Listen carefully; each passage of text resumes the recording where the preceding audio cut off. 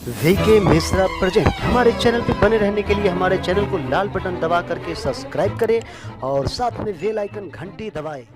जय श्री राधे कृष्ण। आप सभी का हमारे YouTube चैनल पे बहुत बहुत स्वागत है। आइए आज सुनते हैं पुत्रदा एकादशी पारण के दिन तुलसी माता और भगवान विष्णु की कथा। जो भी जातक सच्ची श्रद्धा के साथ, नियम व निष्ठा के साथ भगवान विष्णु का पूजन करते हैं या तुलसी माता का पूजन करते हैं, उनके घर में सदा ही सुख और समृद्धि का वास होता है।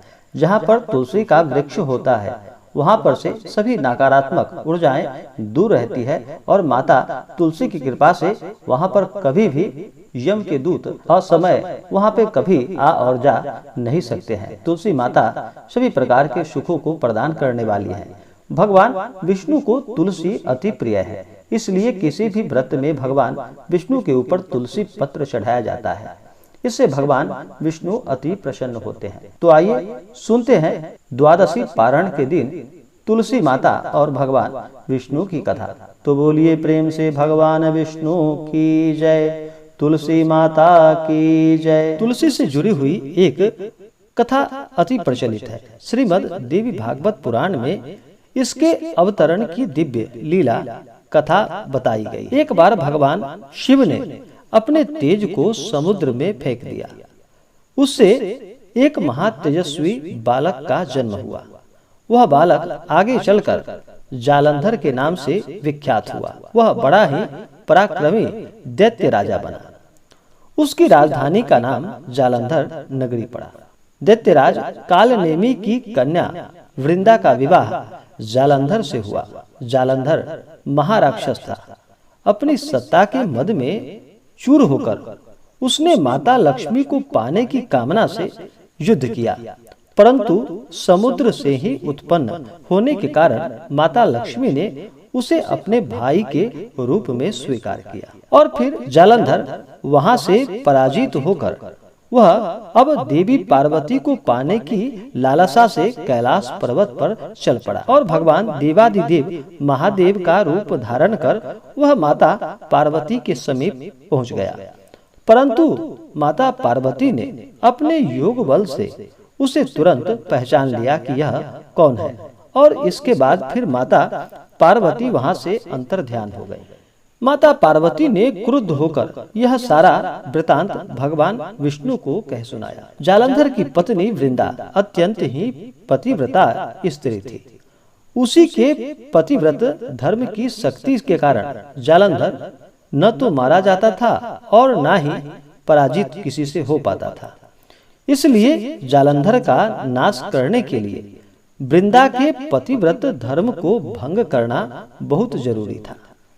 इसी कारण भगवान विष्णु ऋषि का वेश धारण करके उस वन में पहुंच गए जहाँ की वृंदा अकेली वहां पर भ्रमण कर रही थी।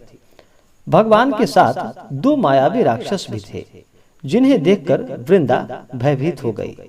ऋषि ने वृंदा के सामने पल में दोनों को भस्म कर दिया। उनकी शक्ति देखकर वृंदा ने कैलाश पर्वत पर महादेव के साथ युद्ध कर रहे अपने पति जालंधर के बारे में उस ऋषि रूपी भगवान विष्णु से पूछा।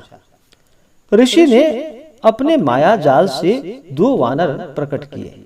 एक वानर के हाथ में जालंधर का सिर था तथा दूसरे के हाथ में उसका धड़। अपने पति की यह दशा देखकर वृंदा वहीं पर मूर्छित होकर गिर पड़ी और फिर बाद में जब होश आया तो उन्होंने ऋषि रूपी भगवान से विनती की कि वह उसके पति को जीवित कर दे। भगवान ने अपनी योग माया से पुनः जालंधर का सिर धड़ से जोड़ दिया, परंतु स्वयं भी वह उसी शरीर में प्रवेश कर गए।